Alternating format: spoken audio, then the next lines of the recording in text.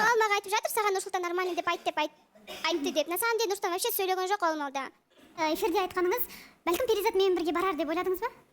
Негізі эфирге сіздің рұқсатыңызбен ауысып алайын дегем. Солай рұқсат. Мынанікі дұрыс дегім келмейді. Ғалымжан, сен яқта құр босқа кетіп жатқан уақытың ысырап болып жатыр да. Уақытың, ақшаң, сыйлықтарың барлығы ысырап. Сен бар ғой қазір Перизатты ойламай ақ қойшы.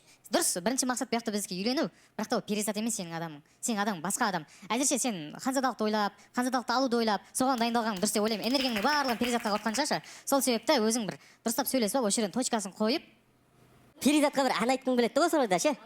Ғалымда нунида бас иетін, Перизат бар сенің қасиетің деп ше. Не деген мына болды ғой Перизат, уже болған шығарсың уже. Бұл сыйлықта тойды, Балауса ханым, бұл сыйлықтың бәріне тойды. Қазір енді не істерін білмей бір басқа бір жігіт іздеп отыр. Бұл ше нунида да ойы жоқ. Бұның ойы тек жаңағындай сыйлық. Мына Ғалымжанның түрі қазір бүгін мүлдем өзін тастап жіберген да. Осындай нәрсе бердім, сонда ақталмады ма деген Ғалымжан да ойланып отыр да. Негізі Нұрдәулет дұрыс айтады. Ол дүниелердің бәрін сен Ханзадалыққа салып, Ханзада бола сал. Не қыласың, мына жерде қазір сенің сенімің ақталмайды. Бұл жерде Перизат нуниді көрді, болмады, сыйлықтарын алды. Енді сені көрді, сенен сыйлық алды. Болды. Енді басқа сыйлық алатын адамды іздеп жатыр. Болды. Біріншіден қыз баласы Ғалымжаннан сыйлықтар сұраған жоқ, нунидан да сыйлықтар сұраған жоқ. Ол баласы бергісі келді, берді, добиваться еткісі келді, етіп жатыр. Енді кешегі мысалы қылығы да ол не қылық мысалы Ғалымжан? Кішкентай баланың тірлігін істеп отырсың, айтсаң болады ғой. Перизат, жүр бірге ауысып кетейік деген сияқты. Өзің кішкентай баланың тірлігін істеп аласың да, сосын ортада отырасың, білейін деген сияқты ше. Ол әңгіме айтылды деп жатыр. Сен естіп отырсың ба? Ол әңгіме айтылды деп жатыр. Одан кейін маған дұрыс болғаннан кейін, маған неприятный болғаннан кейін мен Балауса ханымның рұқсатымен мен ауысып кеттім деп жатыр. Өзінің санасында бар қыз жанында енді екі жігітмен қатар отырмайды, екі жігіттің ортасына отырып алған ғой. Оныкі де дұрыс емес. Негізі сол отырып жатқан кезде айтылуы керек еді ол әңгімелер. Одан кейін беретін жігіт келіп қалар деп тоқтатып жатсың онда. Болды. Нақты. Сенің дертің сол болып тұр.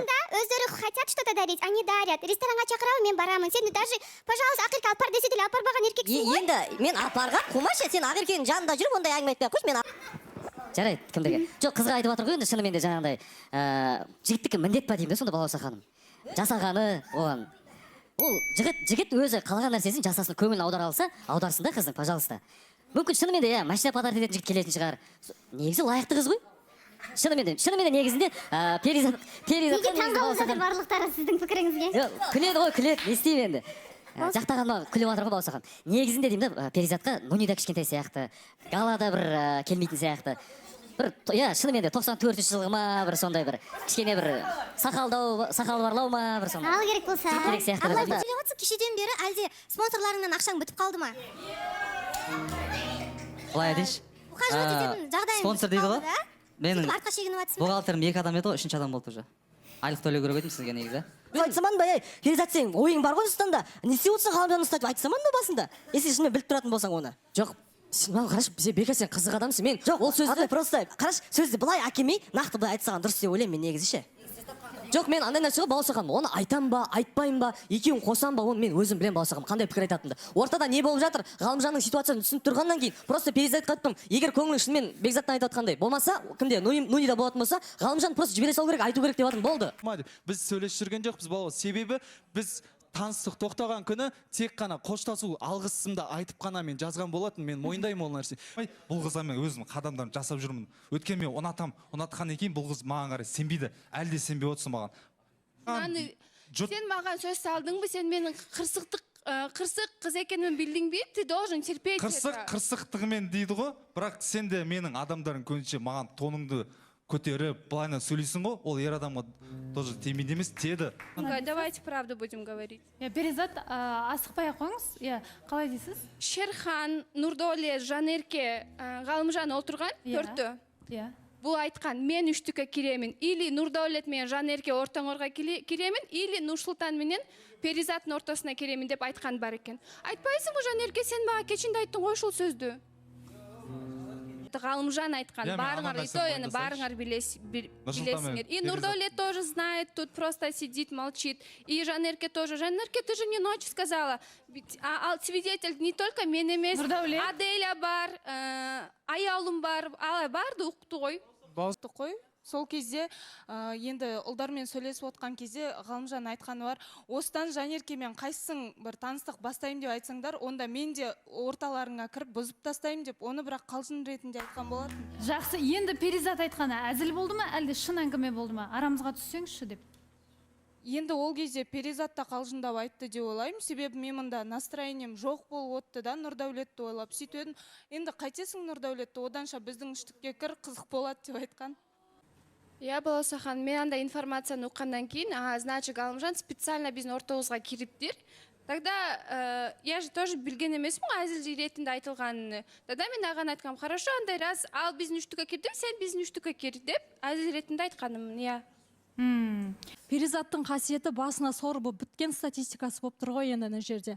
Барлығымыз байқалғандай, мен әзір негізі... Қыздар, жігіттер, қойыңыздаршы өтініш. Осы статистика деген жоқ та жерде жігіттер ретінде мен до конца айта салайыншы. Перизатқа расымен де бірінші рет жаным ашып отыр да, себебі мына екі бала бұны ойыншық қылып отыр да. Шынымен бұл сезім іздеп осы жаққа келгені бар, бірақтан сол екеуі де осы статистика үшін махаббаттарын көрсете алмай жатыр. Сол үшін бұл қыз сенбей жатыр, сенгісі келіп жатыр да. Соны айтып жатырмын. Мен Перизатқа айтқым келіп жатыр да, екеуімен де таныстықты тоқтатта, өзіңе достойный ер азаматты күт деп айтқым келді. Перизат енді сізге айтып жатыр ғой. Қыздар да, жігіттер де көбі өзіңізбен сөйлесіңіз, өзіңізді естіңіз деп жатыр. Сезім бар ма, жоқ па, басқа ма дегенде кім не айтса да, мен ойлаймын, жалпы өзіңіз не ойлайсыз? Бұл қарым-қатынасқа байланысты. Я Баласахан, мен таныстыққа я деп айттым ғой. Нұрсұлтанмен танысты тоқтаттым. Бірақ өтті көп түсінбеушіліктер. Түсініспестік, иә? Я, непонятные... Я, бір-бірімізді тақыр түсінбей жатабыз. Bir сөйлесіп көрелі, Ғалымжан көз. Дима, смотрите, какой красивый. И жаным. Тұрамай қалсаң бір орында. Ондай еркелете берді. Сізді Айдана әдемі емес деп ойнап тиісіп жатыр да. Соған Ақерке жаман қорғап жатыр. Өзіне ғой, мысалы. Сәтдәулет, Аян дегендер ұнамайды, мысалы. Ақеркеге ше. Ернар, мысалы. Абылай дегендерді. Аян деген сияқты. Абылайды симпатичный деп жатыр, прикинь? Мүмкін енді ол... Оны енді мойындау керек. Наш сегодняшний образ вот такой. Минка совсем машкулки, смотри. Или нет, нормально? Сегодня үміткер должен прийти. Короче, менде бүгін мынандай стиль. Носкиімді көтер деп жатырмын мен бұл. Носкиім көтер дейді. Носкиімді көтер деп жатырмын, көтермеймін дейді. Балалардың реакциясын көргім келіп тұр ше. Секси болып тұрсың ғой. Она шикарно. Она просто... Жан, Мен... қалай болып тұрмын? Футбол ойнайын деп жатқан жоқсыз ба сіз? Гедри киіп апсыз ба яғыңыз? Нормально ма? Кәленгей көрші көрейін. Ана баскетбол ойнағанда білетіндер бар. Черлидер шалар сияқты ма? Что несі былай әдемі? Әдемі. Носки өлтірдіңіз ғой? Ойпырмой. Бұл өмірге тым нәзік болып тұрсыз. Өте керемет, өте сұлу болып тұрсыз. Сіз стилист болуға өте подходит вам стилист. Қай бұл? Қажар оптым ба? Істейін десем болмайды. Сәлем достар, арнаға тіркеліп, лайк басып, комментарий жазып, өз пікірлеріңізбен бөлісе отырыңыздар. 12 сағатқа келді осында. 12 сағатқа, ровно 12 сағатқа келіп тұр екенсің. Жарты күнге келіп кетіп жатыр. Тек жарты күнге алдық достар. Қазір апарт бастаймыз енді. Канадаға 12 сағатқа жетті ғой. Нормально.